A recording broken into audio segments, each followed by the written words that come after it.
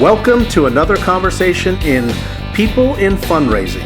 This podcast features interviews with nonprofit professionals who discuss their career journeys, lessons learned, and enthusiasm for working in fundraising. And here's your host, the founder of People in Fundraising, Tim Wilson. Good morning, everyone. My name is Tim Wilson. I am the founder and host of the People in Fundraising Professional Series Conversations, and it is Friday, July 29th, 2022. This morning, I am thrilled to welcome Ron Bembry to our program. And Ron, it's great to see you again. I am thrilled to be here, and it's amazing to see you again. Oh, man. Tim is one of my favorite colleagues from my times at HBS, and was so glad that you're doing this and you reached out to me. This is such a wonderful opportunity, and I'm glad that you're doing this. Is incredible. Well, so thank you. I appreciate that. And as you may have seen, Ron and I were friends at HBS, and part of that bond was you just saw Ron lifting up his mug of StarWars. That's right. And I've got a ton of StarWars. Double-sided. Is that the original trilogy characters? Yeah, yeah, the Force is with us today. That's it. So, yeah, I've wanted to talk with Ron when I started off this project because, again, just having the time that we worked together. And Ron also took a little bit of a detour out of nonprofits for a bit, and we can get into that, but he's returned to philanthropy.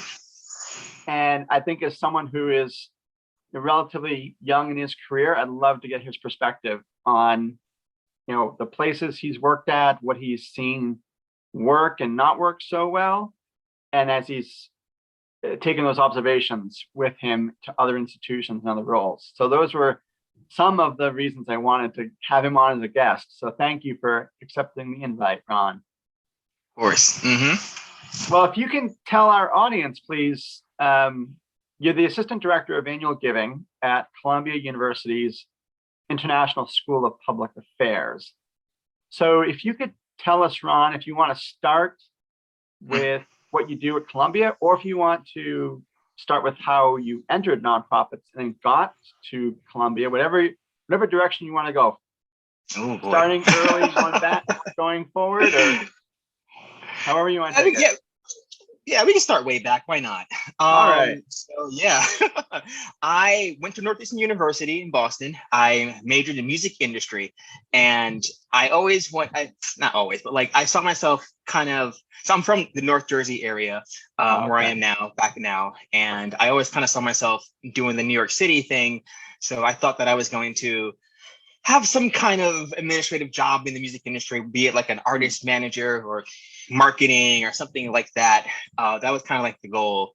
And then through my co-ops, which were both kind of in New York, I kind of ended up in like the publishing and licensing area. And it was fine, but it was kind of it wasn't a lot of music stuff going on. It was very like administrative. It was kind of just like, you know, doing all these things to kind of keep the companies going. And towards my end of my career, I was like, I kind of want to stay in Boston. So yeah, the opportunity to live with, you know, a lot of close friends right after college came up. And so, you know, there's 5 of us in a house in Somerville, Massachusetts, in Union Square. That's now just like blown up to, I was just in Boston for the 4th of July weekend, and it's just totally different now. There's a tea stop there. There's like new luxury, you know, housing coming up. It's totally night and day. Wow. But anyway, yeah. So I decided to stay in Boston after graduating, and I was like, well, I have this music industry degree. Let me see what music live places there are up here. And there are some performing arts organizations. World Crash Arts is up there. The Boston Lyric Opera, which I actually had a interview with someone to kind of see what that was about. The Boston Symphony, the Conservatory, so Berkeley. So you have some, you know, arts performance organizations up there, and a role that I kept seeing a lot of them was development assistant, and it seemed pretty like okay, and you know, it seemed like fairly straightforward work. It wasn't like too specific to like the actual music. It was more, office administration, filing, scanning, pulling reports. It's like, oh, I can do that. I have, that experience. But it was hard. It's competitive. It's very small. That didn't end up happening, but I ended up being administrative assistant at my alma mater at Northeastern. Oh, okay. In their central development office. So I was so they had probably about a year or two prior to that, they had gone to a case conference and brought back with them the whole finance. They combined their finance and talent and organizational development team into like a 4-person team for the development department. So they were the ones kind of doing a lot of the business cards, procurement, all that kind of reconciliation, the professional development, all that kind of stuff for the advancement department, and which was kind of unique because HBS, it was really the finance team who did a lot of things. So they kind of like did a little meld there. And so I was like the front desk person on that team.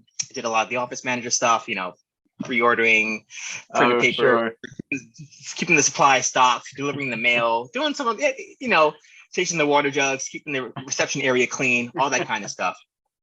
And but during my time there, I got to know a lot of people, being, the front person and also being the one who's always around the office. I got to talk with a lot of people and hear what they were doing. And yeah, I kind of liked what I heard about development. Like that sounded pretty interesting to me, more so than communications or donor relations or prospect research. I think like the front line was like, oh, that was really cool. That spoke to me. Yeah. So I had been there for about a year, and it was time to move on. And the opportunity to work at HBS came up. Now I didn't land the job initially, but I did well enough that they needed a temp for another one of the admin assistants there, staff assistants. So I filled in that role, and then there were some other openings that came up, and then that's kind of how I got started at HBS. Oh, neat. And remind me, Ron, when was that you started? Either at the temp or full time?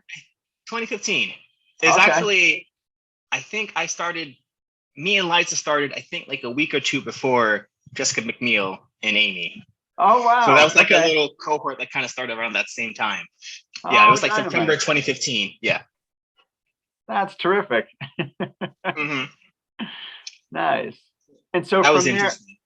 So you were the I forget the title at HBS, but you were like it was staff assistant. Yeah, I was a staff assistant. When I was temping, I was helping the leadership gift team, which from Jessica McNeil's interview, heard that they dissolved. And a few other staff assistants had left. So then there was an opening on the major gifts team. So that's kind of where, after I think in like November, I transferred to full time as a staff assistant for major giving. Okay, that's terrific. So are there any things that stand out in terms of your on-the-job learning or observations, either from the actual frontline fundraisers or just the process of fundraising that you thought, yeah, this really does feel good to me? Like you mentioned earlier at Northeastern, you were looking at development, but were there particular moments or people that said, no, this really confirms that I want to do frontline fundraising? I got a few comments early on. They're like, yeah, you'd be good at this. You're very personable. You can kind of like interact with people. And I was like, oh, okay. Yeah, I like talking to people. I actually prefer being in your seat because that's actually one of my favorite parts of my job is just hearing from people, hearing their stories and learning about them and what motivates them, what interested them, and how they want to change the world. So I kind of love that part of it. And that really spoke to me as well. And more so than, I guess, doing any being behind a desk all day, every day. I kind of like that flexibility where you're out, you're meeting folks, and just meeting new people. Sweet. That's great. And it does feel like a natural fit for you. So I left in 2018. So Ron, if you can pick up from around the time that you were staff assistant for the major gifts team, where did you go from there, please? Yeah, so I left HBS around probably spring 2019. Okay. I moved back here, and it was a little hard at first. So I did some consultant work here and there with some organizations in New York City. ended up at the ACLU for a little bit. Okay. And then in 2020, a friend had started a fintech and wanted some help doing some business development with that. And that was interesting to me as well. So I always kind of had like I wasn't sure during my entire time at HBS if I wanted to stay in fundraising, because that was one of those things where, you're young, you're in the city, and you're still trying to like find yourself, right? And then you have all these friends who are in these other industries, and and fundraising is a very old industry. So when you have your friends at the in the tech places and doing things like that, where it's like, oh, you're making how much already? And you're my age and you're making lower end major gift money. And it's like, how is I had friends at HubSpot who were in tech sales, and just like the work cultures. I actually got to go to HubSpot a few times and just see like just the whole place, the beers, kitchen, the crappier Thursdays and all the kind of perks and things that just don't, all the events. It's just a very different environment than higher ed. Sure. Yeah. And some of that really appealed to me. I was like, oh, yeah, this is very fun. So I tried to get into that here and there. But that was a great experience. It didn't end up working out. There were some funding issues, which is the downside to that part, right? They're very, operational revenue. You gotta, once you run out of that, it's kind of hard to pay people. But it was a good experience. It was actually my first time being able to like take some of my major giving assisted things like portfolio and kind of constructing that and being timely and kind of networking, and it was really eye-opening to kind of have that first step to kind of be on your own. Mm-hmm. That's interesting that you saw synergies between what you were doing at HBS and in fintech. So that's cool. And I'm definitely So go ahead. Now, and like, was it crazy hours or like, what was kind of a little bit? The team. Yeah. So this was 2020. So that was my first time being in a fully remote position, and you're on a team where no one has met each other in person besides like maybe the founder. He's met like 3 or 4 other people, but it was a small team. No one knows each other. Yeah. It's a brand new startup, so things are very brand new. For me, it was a whole totally different shift, because it was like a VC kind of thing as well. So I'm sitting there, like 7 o'clock, because they're on California time, looking at going through pitch decks and reviewing all these things, and it was fascinating. It was different. Yeah, well, that's cool. Mm-hmm. So it sounds like the funding ran out. So talk to us about how so that well, it was funny. So prior to that, I'd actually had interviewed for an associate director position at the Columbia Law School.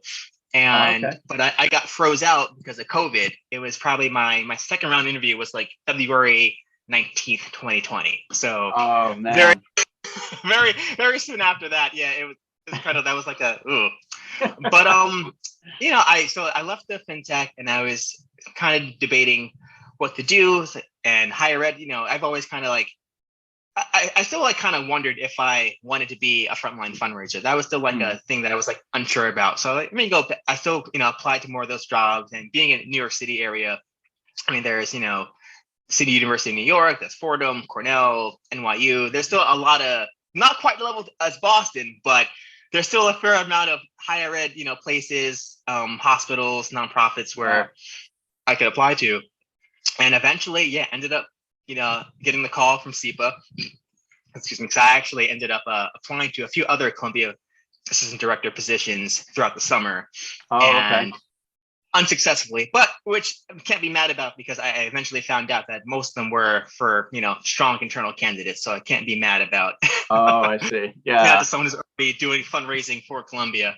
But it was pretty clearing that, I performed pretty well, and well enough that like when there was an opening on the SEPA team, that they thought about me. Oh, so they reached out to you? Yeah. Awesome. And what was that great. Like? I was like, what? It was amazing. So I unsuccessfully applied to a lot of these jobs and was like feeling I wasn't really getting anywhere. And actually was like, maybe I should pivot to something else. And I was looking at other, maybe like events, admin type stuff, because my role at HBS is very event heavy with the campaign committee. Yeah, to the dinners. I mean, you remember all that kind of stuff. Yeah. Yeah, Jon Schaffrath was he was a monster. So I was looking at some other things, but then this opportunity kind of came out of the blue, and I was like, yes, I am definitely so interested. And here I am, almost I guess 8 months later. That's 9 months. terrific. That's so good. I've been in this role since December of last year.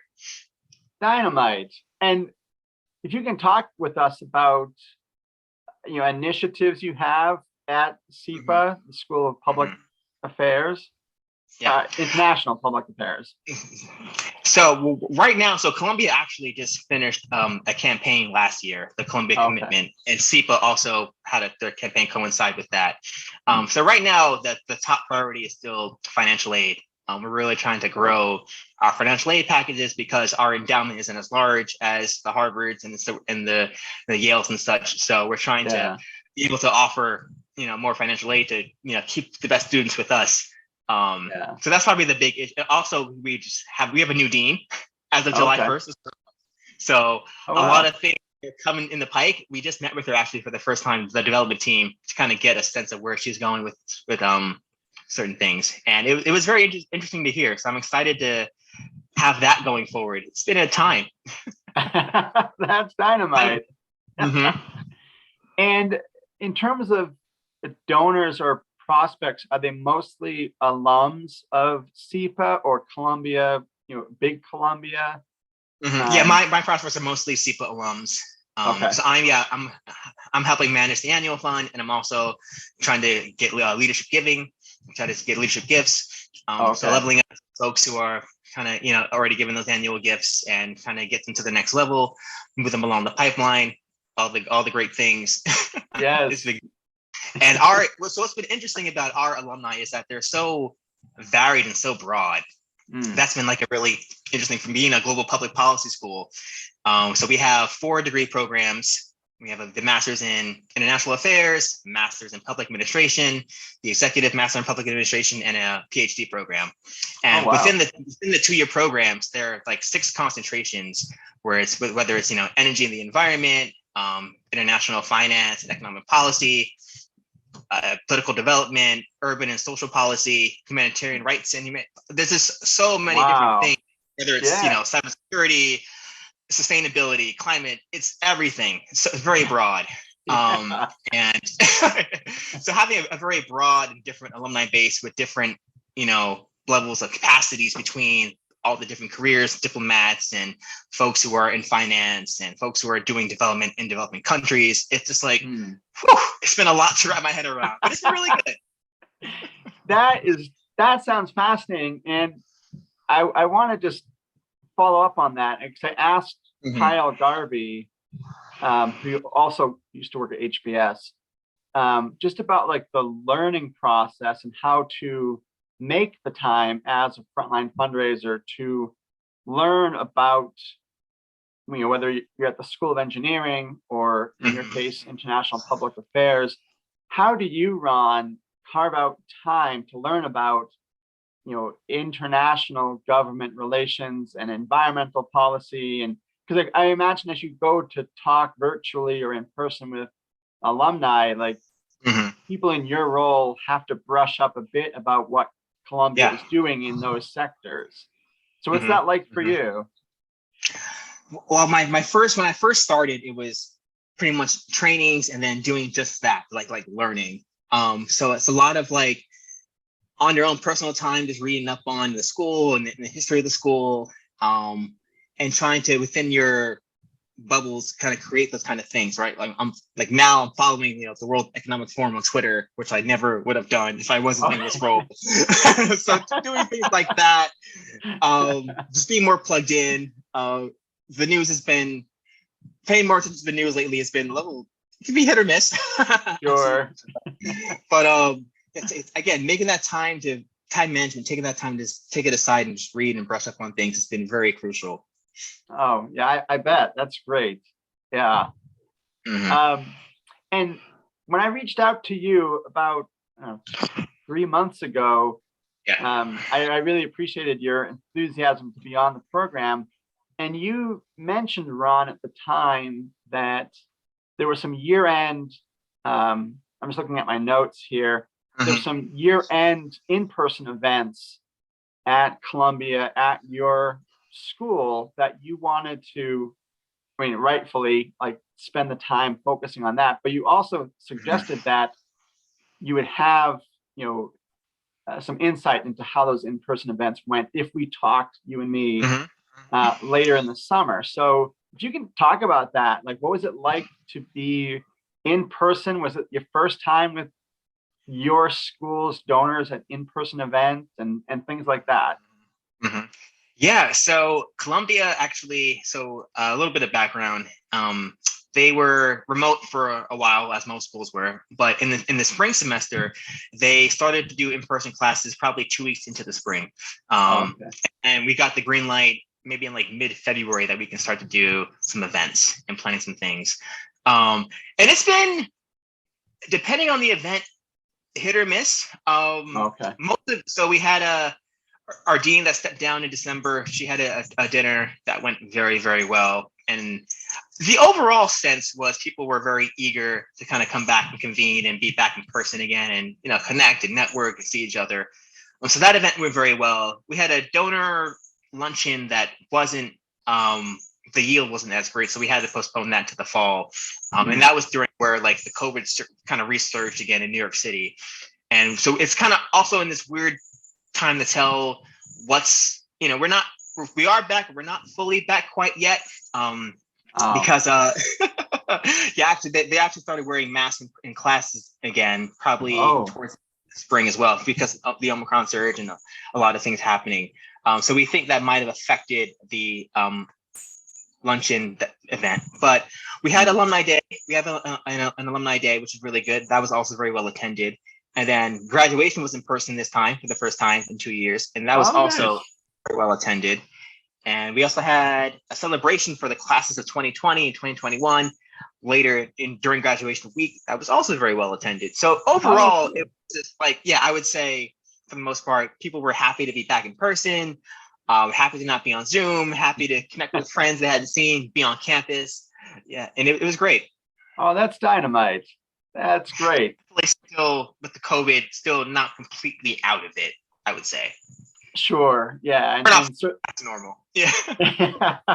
Yeah. I think just trying to be adaptable as variants come up, and especially in a place like New York City. I mean, I'm out here in Utah, and I work 2 days a week on campus at Weber State University, and the other days home here. And it's a different mindset. We haven't worn a mask in probably 8 months. Started this year, so just a kind of different cultural view in the general population about masks and variants. Definitely. I mean, there's still a handful of people who still wear masks in the office. That's still a thing. And a lot of people are still wearing masks on the subway, at least in those closed, confined spaces where there isn't a lot of airflow.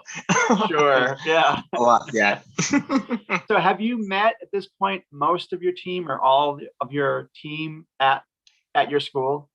It's a very small team. So there's an associate dean of development. It's the director of development who I report to, who reports to the associate dean. We have an associate director of stewardship. We have a major gift officer, an alumni affairs director who is hiring 2 positions right now, assistant director under her and an admin support. And then we have our executive assistant. And that's mostly the team for Columbia, for SEPA. A lot of the other components like research and Marcom are kind of in the central university and shared between certain schools. But it's overall, I was coming in, I think in December when I started every day, just kind of get like the lay of the land and meet folks and be in the office. And then in January, once the kind of cases were coming up again, we were fully remote again. And then starting February, we went to like a hybrid format. Oh, okay. And do you have opportunity to collaborate with other fundraisers at other schools at Columbia, or is it pretty siloed? No, it's Yes and no. So it's so the way that they do it, they don't do individual school profit managers like Harvard did. So at Columbia, you have like one PM, and then you can have like a core team set up where people from other schools, like so if you're a business school grad and a CEPA grad, it might be me as the PM or the business school AD as the PM, or vice versa, and then core team fills in as needed. Oh, okay. Yeah. So it's up to you to kind of communicate. So actually something that I'm going to do recently, or going to do, is just email everybody that I'm on a profit team with and say, hey, what's your strategy for this person for the year? I just want to get a sense and see if there's opportunities to collaborate. So that's not built into it quite yet, but the being proactive and collaborating piece, but the assignments, it's interesting. It's a core team format. Yeah. So Ron, I want to dive right into StarWars too. So sure, yeah. I've appreciated you walking us through your career path to date, and it's been so enjoyable to hear how you persisted. You're now a frontline annual giving director. And I remember one of the times at HBS, I had like a life-size BB-8 in the office, which was from the sequel trilogy. And that's when I think you and I really started riffing on StarWars and seeing that we had these connections. So this may be a bit of a reach, but the question I had asked Ron, because I send questions ahead of time to the interviewees, and I wanted to work in the StarWars angle here. And so I asked Ron if there are any phrases, any mottos from this galaxy far, far away that you've applied in your career, or just your thought process about the work you do. And so for me, one that came to mind was do or do not, there is no try, which was from Empire Strikes Back, from Yoda right here. And I think at some times I've seen that played out, where we're just going to go forward with this initiative. We're not really going to workshop it. We're not going to, we're not going to have a committee convene about this and see if this is a good idea or not. We're just going to go forward with it. So you had a little bit of time to preview that question. And if there is something in terms of an answer that you can share, great. If not, we can move on. But as a huge Star Wars fan, any takeaways? So actually, I think, going with that same film, Empire Strikes Back, and the Yoda training with Luke, I think something with me is just being patient. I think for a lot of us younger professionals, we want to move up as quickly as possible and, do all the things. And especially me coming from HBS, there were some things like actually I came with my folder. I had like a little sample visit folder, and I came and I looked around and I was like, hey, so where's all of our materials that we showed there? Oh, we don't have that here. And not even digitally. So that's something that I wanted to work on, but that's also something that takes a lot of time, needs a lot of approval. So I think for me, it was just like taking a step back and just kind of like enjoying the journey, but realizing that you're on a journey and it's going to take time. So I think in the Star Wars films, both Luke and Anakin are very, very restless. Anakin wants to be a Jedi Master in the prequels, and he's kind of upset with the Council, and Obi-Wan is like patience. And then even in Empire, Luke's like running off to face Vader before he's fully trained, and Yoda's like, whoa, calm down. So I just kind of like have to remind myself to like take it easy, relax, be patient, things will come, and you need to have time to actually learn and get into your role. Because for these roles, I've learned, I've heard multiple times as I interview for these jobs, like, oh, it's great to stay in these roles for 2 to 3 years to really get the hang of it and meet the alumni and get through the cycle, and which I totally get. I'm 9 months in and I still feel like I'm learning how to do my job, and there are things that I know that I need to do, that I need training on how to do, that it just hasn't had that time to come yet. So it's just like, this is like a lot down the pike. So that learning curve is being patient with it and not getting too, I guess, frazzled if like you're metrics aren't quite there yet, which my team's done a great job of like calming me down. We had my 6-month review recently, and we're back in June, and I brought like all these things that I need to work on, but I forgot to bring up all the things that I achieved. So I'm just so like, so just get better and do things and be the best that I can be as soon as possible, and it doesn't work that way. Yeah. Well, I love that you chose those examples and its real world application and how you describe the importance of patience, and also the balance of, I can understand that, someone young in your career and coming from Northeastern, highly reputable school, going to HBS to work, you're back into fundraising now at Columbia. I can imagine that it is kind of a balancing act at times to think like you want to move up quickly, but also I liked and appreciated how you said, there's a lot you want to learn, and you can take the learning opportunities with the successes that you've had. So that was a great example. Thank you. Exactly. No problem. Yeah.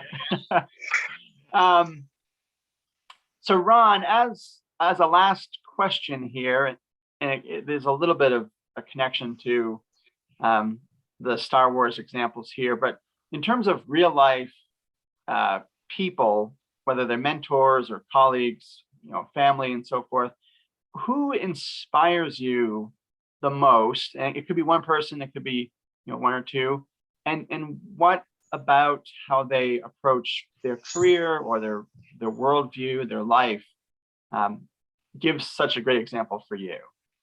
Yeah, I'll give a real life and then a celebrity example. Nice. I guess so I'm a big Prince fan, and what I like about Prince is that he did things his own way, kind of like marched to the beat of his own drum, didn't really care about public perception or what people were saying about him. It's kind of like lived his own life, did his own thing, and kind of like, shutting out all the noise. And it's kind of in that same example of being patient, where like, a lot of your friends, they have MBAs, they're making more money, they're at all these other industries that are, just further along or just different. Like a lot of these tech companies before pre-pandemic were already on like a hybrid model, right? They were only doing like the flexible work kind of thing. So it's taken us some time to catch up. So like, again, it's kind of like not really just staying in your lane, but doing what you want to do and being okay with that, being cool, being yourself, I guess would be like the first thing. I like and then that. I guess on a person, someone who I know, I guess, Jon Schaffrath has been probably be a huge example. He was also very patient with me when I had some things that needed to kind of brush up on in my time as an admin, but also just, his work ethic, how he approached things. Like for instance, like my reaching out to my core team, that's something that I got from him, because he would, at the start of the year, reach out to the class officers to get a sense of like what their priorities are for the year, with their committee building, who are their major gift asks, how can he help, all that kind of thing. So taking some best practices from him and seeing his work ethic and how he would go about his job was very influential to me as well. And actually, I caught up with him recently as well. Him and Pete Ragias had a Zoom call about a month or two ago, which was really nice. We stayed connected, and probably gonna ask him to be a real mentor at some point. Like, hey, I have this donor question. Can you help me out with this? So being able to keep those relationships and see that, it's been really great. That's awesome. And so meaningful. And you're right that those relationships are key. And before we went live, Ron, you also told me that there are a couple people that by name that you knew from Northeastern, and then you'd see them elsewhere in Boston. And just to preface this anecdote, there are hundreds of nonprofits in Greater Boston: universities, healthcare, arts, animal welfare rights, and so forth. And so it feels like you're in a universe of nonprofits, and yet it is still small. So if you want to just share that anecdote too, because I enjoyed hearing that. Yeah. It's a very small world that we just talked about, and you never know who you're going to run into or who's going to be somewhere. So for instance, two people that I worked at Northeastern prior to coming to HBS came to HBS during my time there. Rosen and Brooke Burke. So they were there. That was really cool to see, run into them and like oh, I know you're from there. And then also actually, oddly enough, like Carmen, who was the gift planning when I was there at HBS, she knew somebody that I knew from Northeastern. They had worked together like 10 years prior at the Brigham. So when I left Boston, we actually had like a nice like little catch up. They hadn't seen each other in forever, but I was kind of like that thing. So we had like a nice little dinner.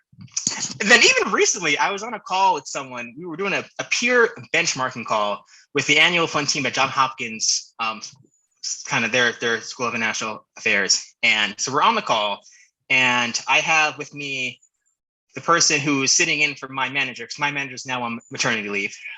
So I have for somebody else right now, but he had a call after that call with Howard University on like a joint, initiative that they were doing.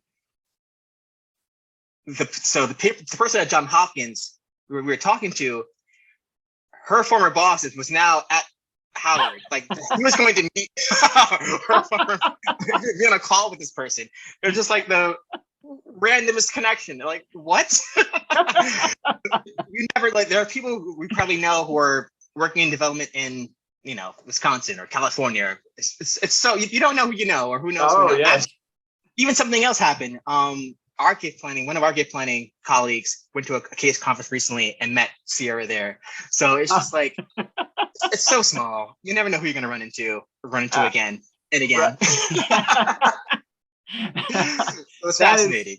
That is so true. Yeah, and again, it demonstrates the value of your comment a few moments ago about just the relationship building and the importance of staying connected to people, whether they're coworkers, past coworkers. You mentioned Jon as a mentor, and just the opportunities, whether through work or just socializing with your call with Pete and Jon too. Like it's really fulfilling to have those relationships. So yeah. Well, Ron, we're almost at the hour. Any last thoughts? Anything you were hoping to say and we didn't get to? No, I was just wanted to say thank you so much for having me. It was a great time. I enjoyed talking about my career, and looking forward to keeping up with this podcast. You're doing a great job, Tim. Well, thank you, Ron. I did not pay him to say that, but thank you so much. I mean, we're about a month away from Andor on Disney Plus, so we are. You and I should connect when that series rolls out too. It'll be great. Yeah. Well, Ron, thank you. It was just delightful to reconnect with you, to see you again, and to see that you're back in nonprofits and your career is progressing. I'm very happy for you, and I wish you all the best. Thank you. Well, thank you, Ron, and thank you to our audience today. This conversation will go live in August. And you can find Ron's interview on LinkedIn when I do publish it. You can also find it on our website, peopleinfundraising.com. Thank you for watching, listening. Thanks for your support, and have a great weekend, everyone.